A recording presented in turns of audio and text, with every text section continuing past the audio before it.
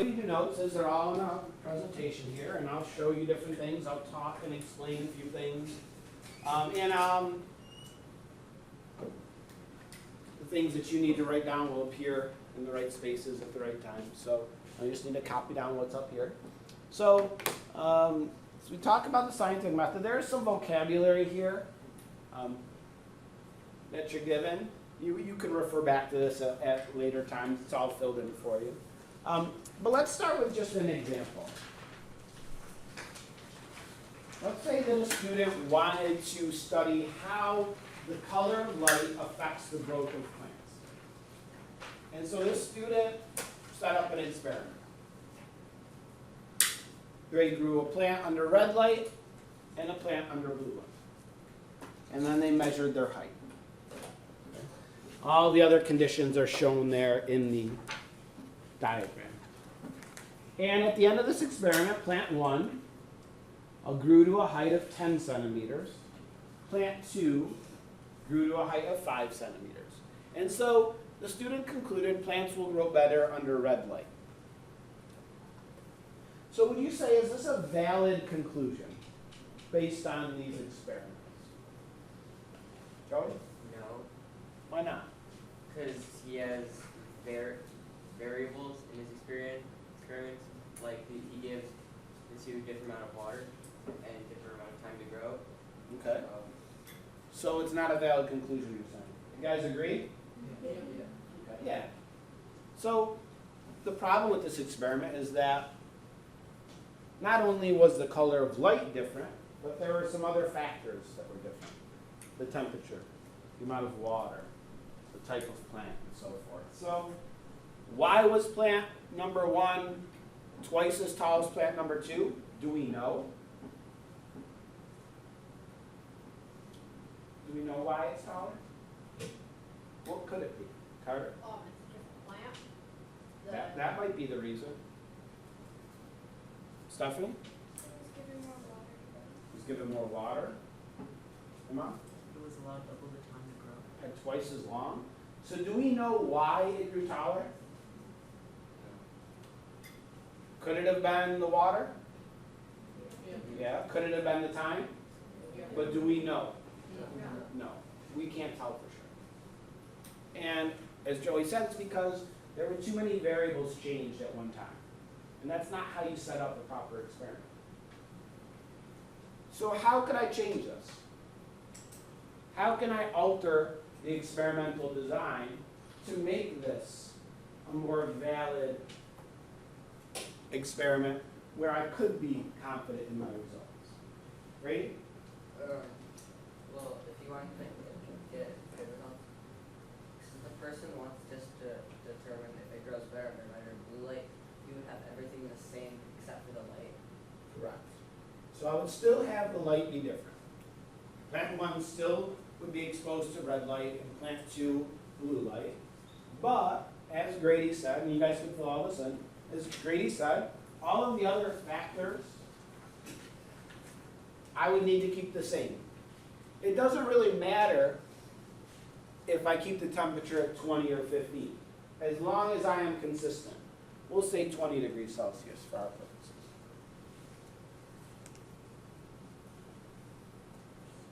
We would keep the amount of water the same, the time the same, the type of plant needs to be the same. Every factor should be the same, except for one thing, the color of the light. And that would be a better experiment. But this still wouldn't be a great experiment. If I took one plant and had it under those conditions, one plant under the other conditions, why wouldn't it be a great experiment still? Grace? Well, you don't know how old the plant was already and Okay. how much it grew already. All right. Something else I'm thinking of, maybe related to Aiden. Like, we might want to have more than two different lights. Okay. Like what? Like maybe green and yellow. Okay, maybe I want some other colors. That's possible, but I can still, this could be a good experiment with just 2. That's not really the biggest issue, Katie. You need to do the experiment multiple times. Okay. Yes, it's the numbers here. We call an experiment this the sample size. Here we have a sample size of just 1. Not very good. Because maybe plant number 1 just happened to be like a smaller plant, just naturally. And plant 2 happened to be a larger plant. So we get around that by not just having 1 plant in each group, but by having 5 or 10 or 100. The more samples we have in our experiment, the more confident we can be in the results, because we average out any of those natural variations there might be in these plants. So more samples is always better. Repeating experiment always allows you to be more confident in the results. So yeah, that's correct. All right, so we're going to talk about the steps. So did you guys learn these steps previously? So there's lots of ways scientists actually can find out information. There really isn't one set of steps that all scientists must follow. We pick one to use for our purposes, but there's lots of ways you can talk about the scientific method. For our purposes, we're going to say there are 6 steps of the scientific method that you're going to have to remember and understand. Okay. We have a couple ways to help you remember them if you don't know them yet. You can remember them by remembering the sentence, people really hate elephants on cars. Each letter of those words stands for one of the steps. Or you can visualize this picture of Mr. Arcuri standing on top of the car. And that might help you to remember the steps of the scientific method. So people really hate elephants on cars. So what do they stand for? What's the P stand for? I know some of you know these. How many people think they know most of them? Raise your hand. Okay. So it depends maybe on your teacher and who you have. All right. So Grace, what's the P stand for?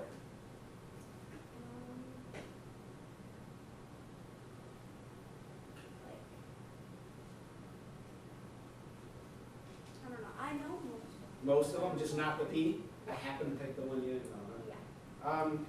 Alex, what do you think? Plan? No, not quite. Riley? Prediction? Not quite. Carter? Prepare? No.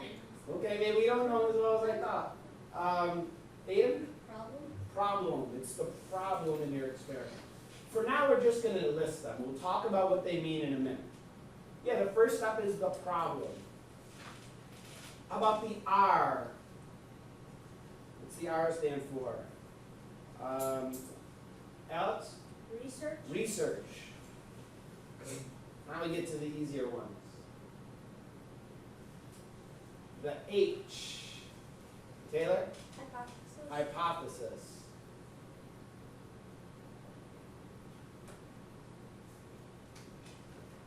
Francesca? Experiment? Experiment.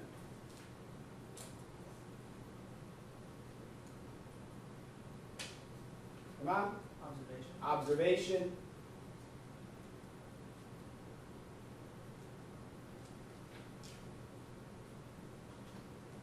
And then the final step, Priscilla? Conclusion? Conclusion. So those are our steps that you're going to have to know. Problem, research, hypothesis, experiment, observation, conclusion. People really hate elephants on cars. Or remember the picture. So do you feel like you know what these steps mean? Somewhat? Okay, so let's talk about that. So what do we actually mean by these steps? So there we go. Let's get up. All right. So how about the problem? So in the scientific method, when we're talking about the problem, what does that mean? Brian? What you have to solve? Yeah. What form does it come in? Like how do we phrase Stephanie? Yeah, but how do we phrase it? I'm asking sort of, you know? It's a question. It's a question you're asking. So in my last experiment, the one with the plants, this is on the next page too. We're going to write a little description of these. So in my plant experiment we just talked about? What was the problem? What was the question that the girl was asking? Aiden? If plants grow, like, what light do plants grow better under? Yeah, she was asking, would plants grow better under red or blue light? That was the problem she was identifying. Okay, well, before then you set up your experiment, you need to do a bit of background research. What kind of things would you have to know before you did that plant experiment? What are some things in order to set it up that you would have to know about? Alex? Like, how much water do we put? Yeah, how much water am I gonna need to water it? Because, you know, if you overwater or underwater a plant, it might not grow properly. So you might wanna know the approximate amount of water they need. Grace, what else would you wanna know? Like, what other experiments that have been done? Okay, like, have other people researched this? What have their experiments shown? What else would you need to know before you can do that? Aiden? Like, light, some might wanna grow, or need to grow in shade. Or Okay, how much light, or what intensity of light do they need, Brian? a temperature. What temperature should I keep these plants at? Yeah, these are sort of little things that you would want to know before you can actually get on and set up your experiment. So you have to gather that information before you can actually set it up.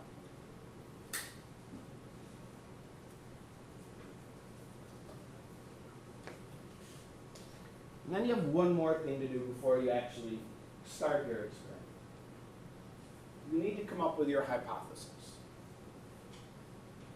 And so when I asked you the other day, we talked about this a little bit, what did you all tell me a hypothesis was? Hypothesis, Grady? A scientific guess. Yeah, scientific, educated guess. But I want to change that. So what did I tell you what I like better? So, Scientific prediction. yeah, so it's a prediction about what? It's your prediction, Grace? About how the problem is going to be solved. Yeah, about how the experiment's going to turn out. Before you even do the experiment, you come up with your ideas about how you think it's going to come out. That's what your hypothesis is. It's your prediction. It's what you think is going to happen in the experiment.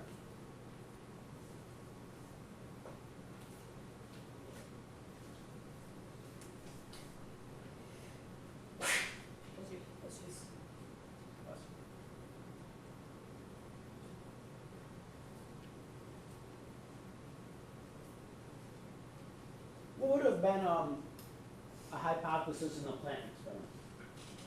I don't think it specifically said one in the description, but what could her hypothesis have been when she set up that experiment? Francesca? Plant will grow better under the red light. Yeah. Often we also will phrase our hypothesis as the form of an if-then statement. So we could also phrase that, if plants are grown under red light, then they will grow taller.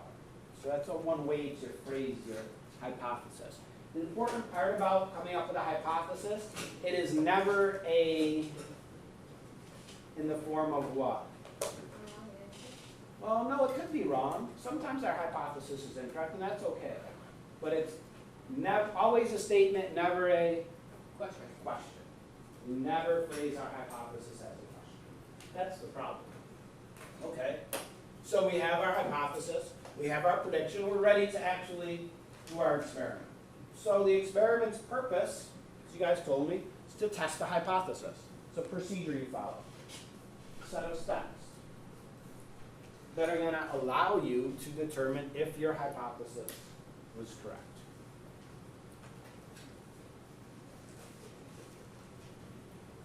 So when we looked at that plant experiment previously, it was telling us how the experiment was set up to test that hypothesis. Hello, Mr. Arcuri, how are you doing today? Excellent.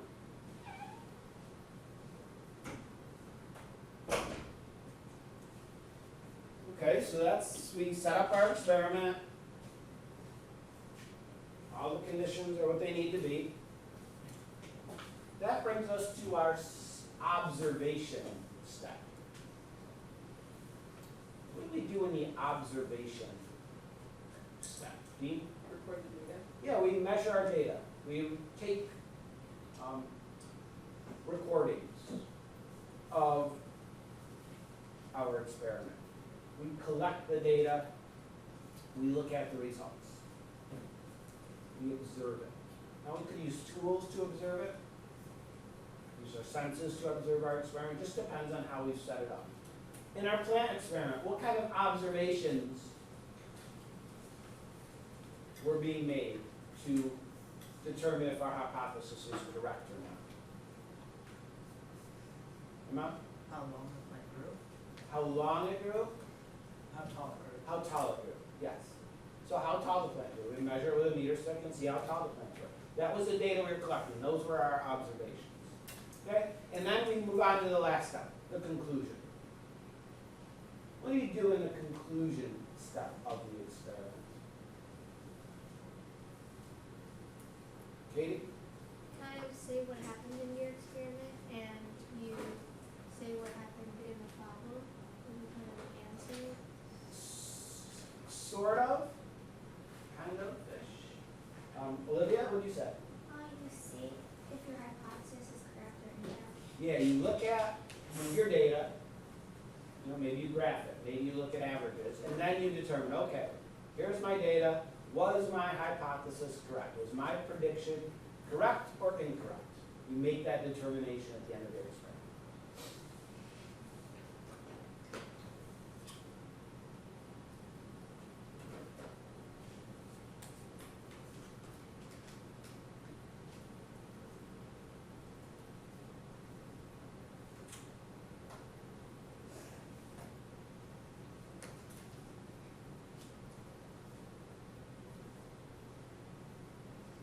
Okay, so let's apply these steps to another example. So on the slide below. Let's say we want to do an experiment using mice. And the question we're asking is, would mice gain weight if they are given extra vitamin C?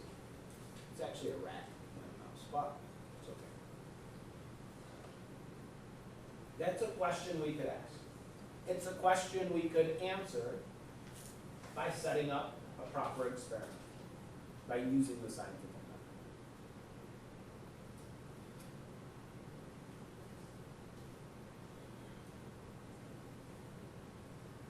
So if we were to do so, what kind of things would I need to know in advance? What is some of the research I would have to do before I could actually start to set up and carry out this experiment? Dean, what would I have to know? You need to know the weight of your rats. Okay, the starting weight of them, yeah. What else, Chris? How much vitamin C do you usually need? Yeah, what is like an average or normal amount of vitamin C for a mouse? Carrie, what else? The breed of the mouse. So what are the breeds that I should use? Where can I get these mice? What else would I have to know? Something important that we're missing. Like how much extra vitamin C are you gonna give them? Okay, yeah, because maybe I want to like, what's like a lethal dosage of vitamin C? I wouldn't want to go that high, obviously, so I would want to know those things. I would want to know the living conditions, like how do I keep mice alive? What kind of cages, what type of bedding material, what type of food? I want to know all those sorts of things before I can actually do this experiment. So I want to know about, there's a lot of things I probably would have to do before I can actually set up this experiment.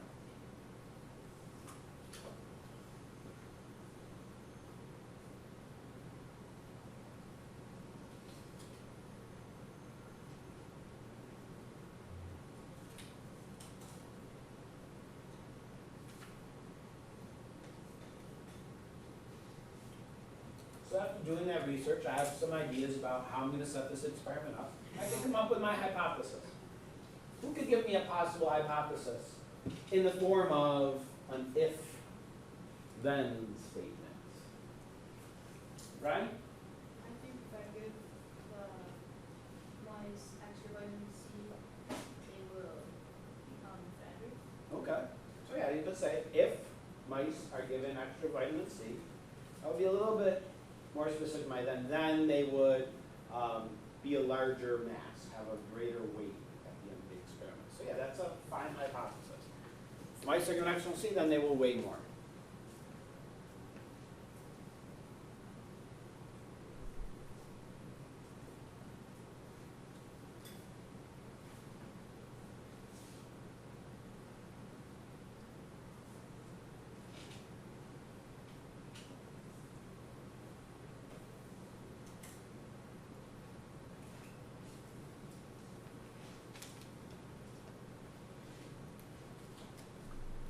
So how would I do this?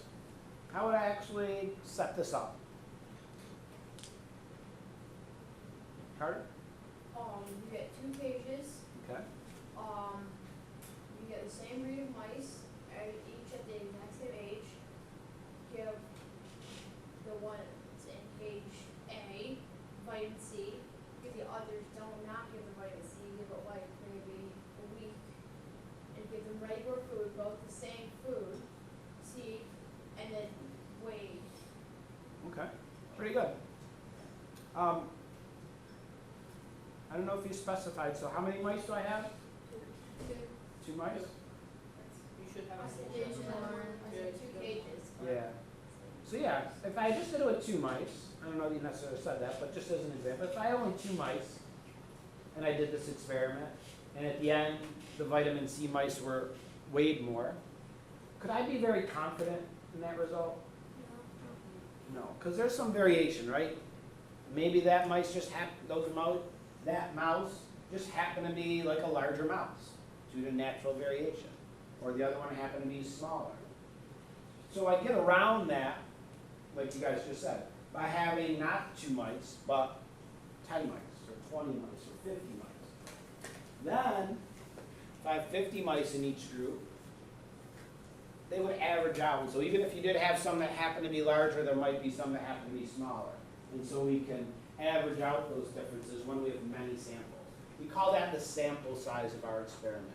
And the larger your sample size, the more reliable your experiment, the more confident you can be in the results of that experiment. Good. So you guys are right. Weigh the mice after 2, oh wait, sorry. So 2 groups, one gets the normal amount of vitamin C, one group getting, I don't know, twice as much or 3 times as much. And giving them, whatever, 2 weeks or a month. Whatever.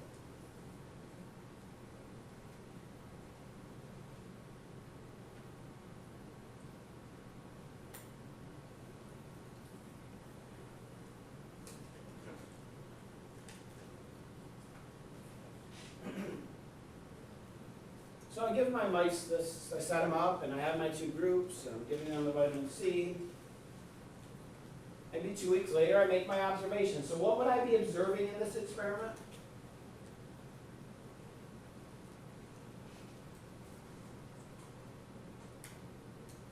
Come on.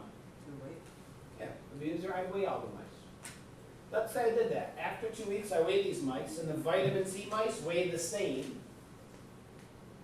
as the non-vitamin C mice.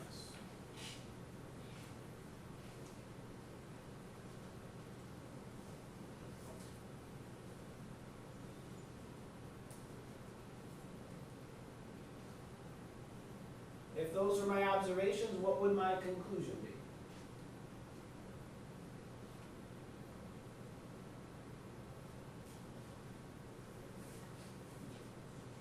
Stephanie?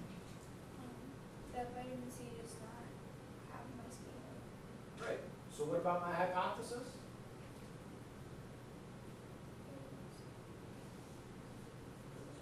Goes wrong. My hypothesis in this example was not correct. Is that, should I go back, erase it? Change it? No. Even though my hypothesis was incorrect, have I still learned something from this experiment? Yeah. I know the vitamin C does not affect their weight. So it's still fine. I still learned something from this experiment, even though my hypothesis was incorrect. Now, do you guys ever use the scientific method?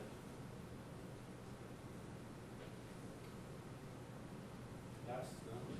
You do. Now you don't go through all the steps like this probably and set it all up. But in lots of everyday things, we actually use the scientific method. As an example, I know lots of you play video games. Use the scientific method playing a video game?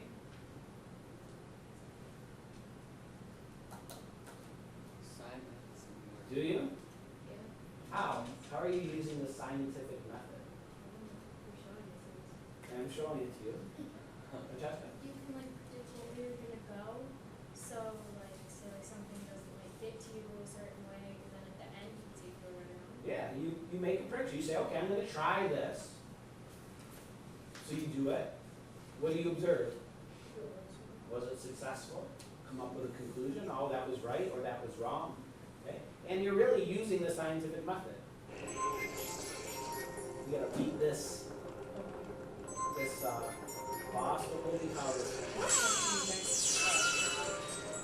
So then you might try different things.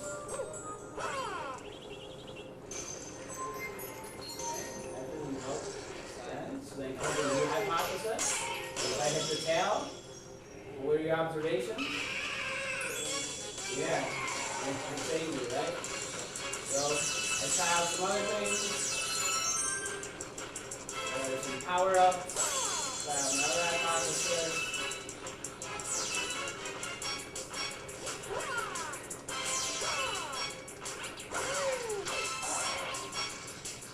Conclusion?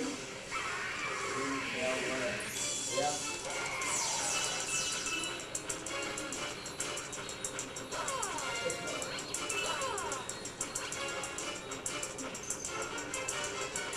Alright, can't get them. Hypothesis? Stop and wait for him to come around. Keep running. Keep running? Go. Oh my god. Yes. Yeah. Yeah.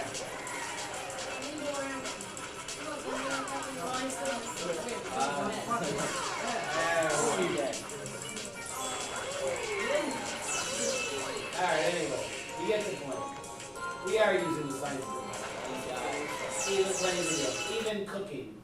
You try out something different in your recipe. Or playing sports, you try to strike the soccer ball in a different way and see how that affects the flight of the ball. Alright, I need to finish a couple things. 2 more slides before I give you your homework. Yikes. Alright, have you guys learned about variables? Yeah. Not a very confident guess. Oh, how about in science? The independent variable, dependent variable, yes? Okay. In an experiment, how many independent variables should we have? 1. Oh. 1, 0, 10? Wait. We should have 10? I'm thinking it's either 1 or all of them except for 1. You're right, it's one of those. Which is it? Okay. 1. In an experiment, we try to make sure we're only changing one thing between our groups. We call that one thing the independent variable. In a good experiment, there should only be one. We could think of it as the cause of our experiment. So in my plant example, why wasn't it a good experiment at first? Okay? There were many different variables. There were many variables that were different. There were too many independent variables. Once we changed it, how many were there? Just one. Okay, so that's the independent variable. The I looks like a 1 because there's only one independent variable. All those other factors that we made the same, like the temperature, the type of plant, and so forth, those are things we call variables held constant. They're things we try not to change. We try to keep consistent between our groups. Or in the mice should all be the same age, in the same cage, eating the same food. Those are variables held constant. And then we have one last type of variable, the dependent variable. The dependent variable you can think of as the data you collect. D in dependent goes to data you collect. The results of your experiment. And you don't know it at the beginning of your experiment. We didn't know how tall each plant was going to get. We didn't know how much the groups of mice were going to weigh. It's what we were observing as our experiment went along. We call that the dependent variable. Sort of like the results of your experiment.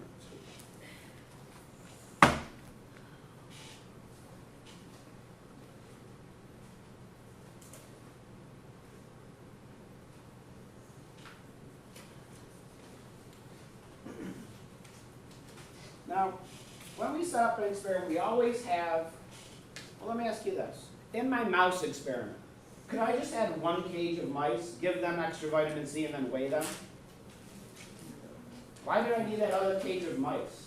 It just sounds like more work. Aiden? First thing to compare it to. Yes, I needed a group treated sort of normally to compare my treatment to. So we have terms for that. Which group of mice were the experimental group? Grady?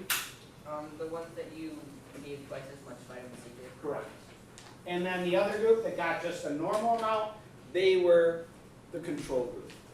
The experimental group, we changed the independent variable. We're altering something about them.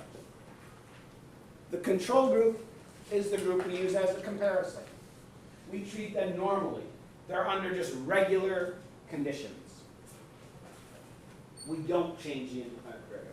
And in an experiment, you always need a control group where you just treat it normally, and then an experimental group that we can compare our results to. We have to have both in a well-designed experiment.